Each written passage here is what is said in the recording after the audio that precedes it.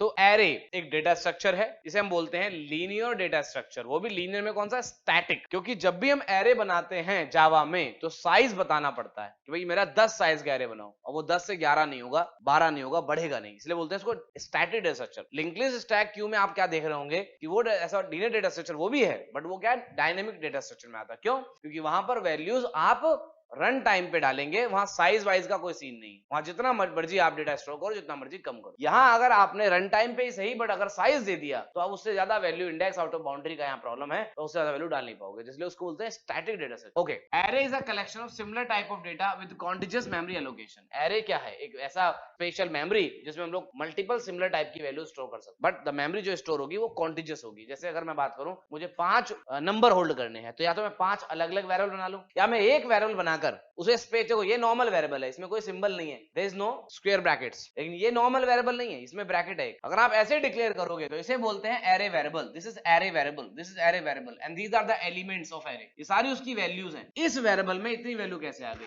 तभी तो एरे है, ये अलाउड है। और एक वेरिएबल में मल्टीपल वैल्यू डालेंगे, लेकिन एग्जैक्टली ऐसा नहीं होता कि सर एक m नाम के वेरिएबल में इतनी वैल्यू है। हो क्या रहा है, अगर आप इसका मेमोरी डायग्राम देखोगे तो हो ये रहा होगा कि 5 अलग अलग ब्लॉक बने होंगे, 5 अलग अलग कॉन्टिजियस एलोकेशन साथ, एक के बाद एक, और उनमें ये वैल्यू होगी 89, 68, 98, 78, 45, और इस पूरी मेमोरी को रेफर कर रहा होगा m नाम का वेरिएबल। तभी तो कहते हैं m is the array that contains these values. Exactly contain नहीं कर रहा है, ये अलग बन रहा है, ये अलग ऑब्जेक्ट है, ये अलग वेरिएबल है जो इसमें एरे को रेफर कर रहा होता है, तो this variable is array variable that refers all the 5 memories. अब ये कॉन्टिजियस है, एक के बाद एक है। अब आपको ये वाला मेमोरी चाहिए तो आपको 0 लिखना पड़ेगा, इसके लिए 1, इसके लिए 2, इसके लिए 3, तो ऐसे इंडेक्सिंग होती है, इसको बोलते हैं इंडेक्स नंबर। ये मेमोरी के ऊपर कहीं चिपका नहीं है, it's just a way to access the memory. 0 से इसलिए स्टार्ट कर रहे हैं क्योंकि अगर मुझे पहले ब्लॉक को एक्सेस करना है तो पहले ब्लॉक को ये बाय डिफॉल्ट रेफर कर रहा होता है, फर्स्ट ब्लॉक एरे का बाय डिफॉल्ट ये वेरिएबल रेफर कर रहा होता है। अगले ब्लॉक पे जाना तो 1 ब्लॉक आगे चले जाओ, पहले पे हो तो 0। तो जैसे 5 घर हैं लगातार और आपको पहले घर का एड्रेस मिल जाए कि भाई ये घर का एड्रेस है, अब इसी एड्रेस से आपको 5 घर एक्सेस करने हैं, तो पहले का तो है ही ना एड्रेस,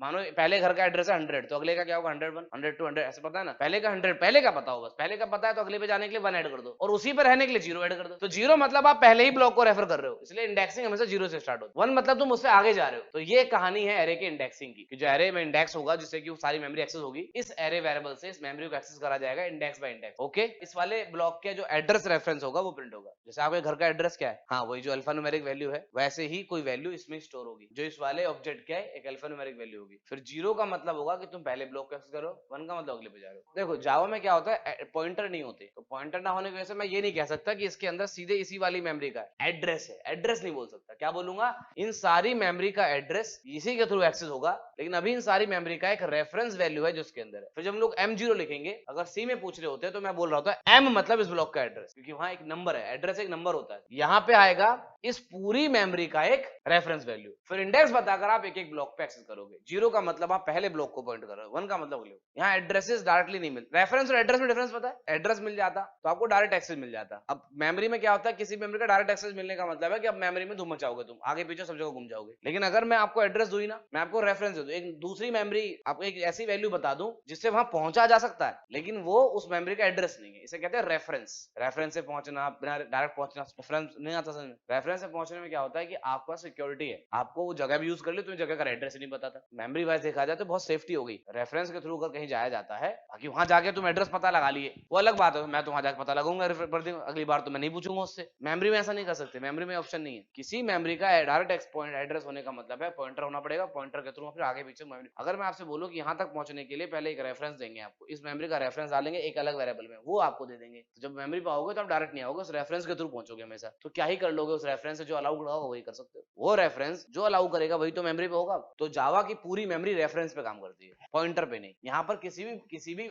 मेमोरी ब्लॉक्स के एड्रेसेस नहीं मिलते, क्या मिलते हैं, रेफरेंस। ऑब्जेक्ट जब बनता है तो उस ऑब्जेक्ट बनने के बाद उसका एक रेफरेंस क्रिएट होता है, हमेशा उसी रेफरेंस से ऑब्जेक्ट यूज होगा, अपने आप बनता है। जावा का मेमोरी एलोकेटर क्रिएट करता है, ऑब्जेक्ट बनाते हो, जब एरे बनाओगे तो इस एरे जब बनेगा, ये ब्लॉक बाय ब्लॉक कॉन्टिजियस में बनेंगे, तो इसका एक रेफरेंस बनेगा, वो रेफरेंस ये होल्ड कर रहा होता है, कह रहा मैं हूं एरे को रेफर करने वाला रेफरेंस वेरिएबल, ये रहा उसका रेफरेंस। एम को प्रिंट कराओगे तो रेफरेंस वैल्यू आएगी। अगर आपको ये वैल्यू चाहिए तो कहता है देख ऐसा है मेरे पास रेफरेंस है, एम हैज रेफरेंस, अगर आई चीज m0 बोल, m1 m2 इन वैल्यूज के लिए इंडेक्सिंग है, इस पूरी मेमोरी का रेफरेंस है। रेफरेंस में ऐसा होता है, पॉइंटर में अलग होता है। पॉइंटर की कहानी जब आप सी पढ़ोगे तब बताते हैं, पॉइंटर में अलग होता है। पॉइंटर में कोई रेफरेंस का थ्योरी नहीं है, सीधे पहली मेमोरी ब्लॉक का एड्रेस आ रहा होता है। यहाँ थोड़ा चेंज हुआ क्योंकि सिक्योरिटी के लिए, डेटा सिक्योरिटी के लिए ऐसा करा जाता है। रेफरेंस के थ्रू कहीं जाना इज मोर सेफ, नहीं हमें नहीं, उस मेमोरी के लिए। उस मेमोरी तक पहुंचने का रेफरेंस वाला तरीका ज्यादा सेफ होता है, क्योंकि उस केस में जो वहां पहुंचा उसको पता ही नहीं था कि यहाँ आना था, वो तो बस उसके थ्रू पहुंच गया। डायरेक्ट एक्सेस हमेशा खतरनाक रहेगा, क्योंकि फिर डायरेक्ट एक्सेस रहेगा तो फिर वो बाद में भी कभी भी आ रहा हो कुछ भी एक्सेस कर सकता है। बहुत बड़ी प्रॉब्लम हो जाती है अगर मेमोरी का एड्रेस मिल जाए। जावा में मेमोरी का एड्रेस मिलेंगे ही नहीं, क्योंकि मेमोरी में जावा में हमेशा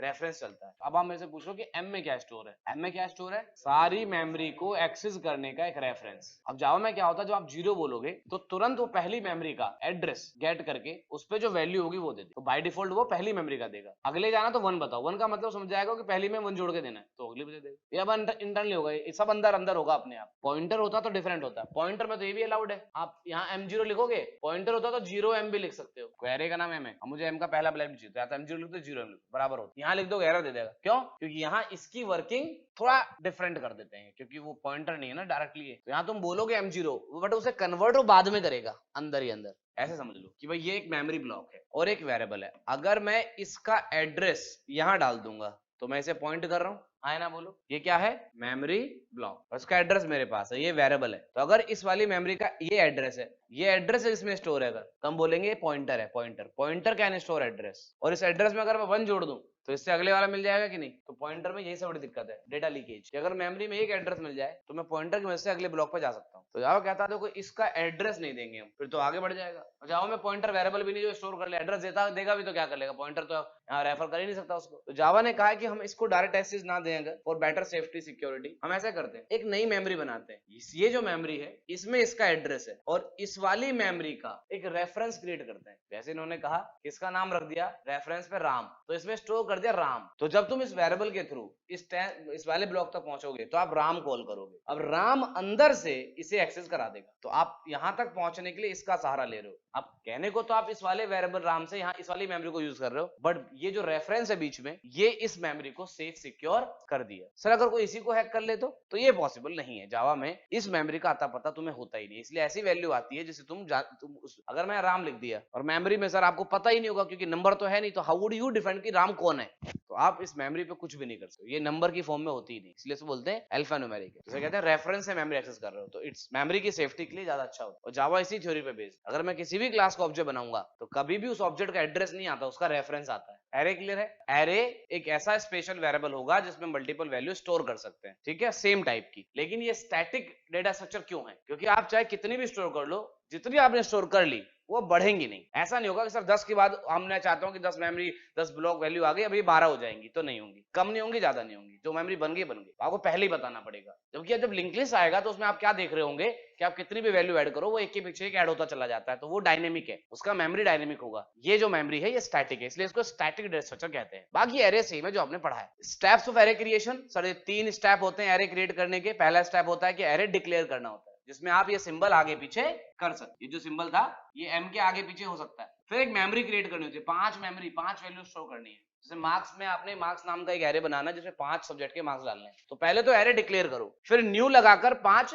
ब्लॉक बना लो ऐसे मेमोरी के। न्यू कीवर्ड यूज होता है इधर, जैसे कि एक ऑब्जेक्ट, एरे एक ऑब्जेक्ट है जावा में, तो एक ऑब्जेक्ट बन गया 5 ब्लॉक का। फिर एक एक वैल्यू मुझे उसमें पुट करनी है, तो मैं यहाँ पे 0 पे 87 96 90 ऐसे index by index value store कर सकता हूँ। ये बन गया array complete. Array declaration, array creation, array initialization, 3 step के अंदर मैंने एरे को क्रिएट कर लिया। Done done done. एरे का इंडेक्स हमेशा 0 से स्टार्ट होगा, और जो मैं बता रहा था रीजन वो मैंने यहाँ लिखा, because by default array variable refers the first block of the memory, that's why to access the first block we need to add 0 to current address and to access the second block we need to add 1। तो ये theory है जो आपको बतानी है अगर कोई पूछेगा तो। अब यहाँ पर आता है कि जो जावा प्रोग्रामिंग में क्या है, एरे के डिक्लेरेशंस को लेकर कुछ पॉइंट्स हैं जो आपको मैंने यहाँ पर लिख के दिए। तो यहाँ पे मैंने अगर एरे बनाया तो आप ऐसे कर सकते हो, एरे डिक्लेयर और क्रिएट एक साथ कर लो। यहाँ पे अलग अलग कर रहे थे ना, अलग अलग स्टेप में, ये डिक्लेयर हो गया फिर क्रिएट हो गया, मैंने यहाँ मिक्स कर दिया, ये अलाउड है। डिक्लेयर क्रिएट एक साथ कर लिया, फिर एक एक करके वैल्यू डाल दी, दिस इज अलाउड। टिकवा अलाउड। क्या नहीं कर सकते, जैसे आप तीनों स्टेप एक साथ मर्ज कर दो, डिक्लेयर, क्रिएट और इनिशियलाइज एक साथ कर दिए। लेकिन ध्यान रखिएगा, आप डिक्लेयर और क्रिएट करके फिर इनिशियलाइज कर रहे हैं तो यहाँ नंबर लिखना पड़ता है, 5 ब्लॉक बने तो पहले ब्लॉक बनाओ फिर वैल्यू डालो। लेकिन अगर आप डिक्लेयर, क्रिएट और इनिशियलाइज साथ कर रहे हैं तो यहाँ नंबर नहीं लिखना, यहाँ 5 लिखोगे एरर आ जाएगा, क्योंकि यहाँ से काउंट करेगा। जेवीएम क्या करेगा, जब ये लाइन चलेगी तो यहाँ से काउंट करके मेमोरी बना लेगा। तो आप यहाँ कोई भी नंबर लिखोगे तो गड़बड़ हो सकती है। मान लीजिए आप यहाँ 3 लिख के 5 वैल्यू डाल दी तो जावा कहता है कि जब आप डिक्लेयर, क्रिएट और इनिशियलाइज एक साथ कर रहे हो तो यहाँ कोई नंबर मत लिखो और न्यू भी हटा दो, चाहो तो न्यू हटा दो, या न्यू लिखना तो लिख सकते हो लेकिन हटा भी सकते हो, वो इस वेरिएबल में 5 वैल्यू डाल देगा। लेकिन अगर आप मान लीजिए डिक्लेयर कर लिया और अब वैल्यू डालनी है तो अब ऐसे नहीं डलेगी, अब न्यू लगाना ही पड़ेगा। डिक्लेयर करने के बाद अगर करेंगे तो न्यू के बिना नहीं होगा। फिर न्यू के बिना केवल एक ही केस में होगा जब आप सामने तीनों काम कर रहे हो, ये और ये बात समझ में आई कि नहीं? ठीक, ये कुछ सिंटैक्सेस है, बस ये ध्यान देना, बाकी प्रोग्राम में आएगा तो मैं लिख के बताऊंगा। अब आता है एरे को एक्सेस कैसे करेंगे। एरे को एक्सेस करने के लिए हमारे पास नॉर्मल इंडेक्सिंग लूप है, इंडेक्स लूप जो नॉर्मल लूप होती है वो 0 से लेकर लेंथ तक लूप चलेगी। एरे की लेंथ पता लगाने के लिए लेंथ प्रॉपर्टी होती है, इधर लेंथ नाम की एक प्रॉपर्टी है जो एरे के नाम पे, मानो एरे का नाम है ए, तो A dot length will tell you the number of elements in that array, है ना। लेंथ एक प्रॉपर्टी जो बताएगा उस एरे में कितने नंबर ऑफ एलिमेंट्स है। जैसे मुझे एक एरे में जानना है तो A dot length will return you the number of element, अगर एरे का नाम ए है तो। जैसे मार्क्स नाम का एरे है तो मुझे इसका जानना है कितने नंबर एलिमेंट, तो लिखूंगा marks dot length property returns the number of element in that array. बाकी आप यहाँ पे लूप लगा लो। अगर मान लीजिए इस एरे में 5 एलिमेंट है तो इंडेक्स हो गया 0 1 2 3 4, क्योंकि अगर पहला एलिमेंट 0 पे है तो 5 एलिमेंट है तो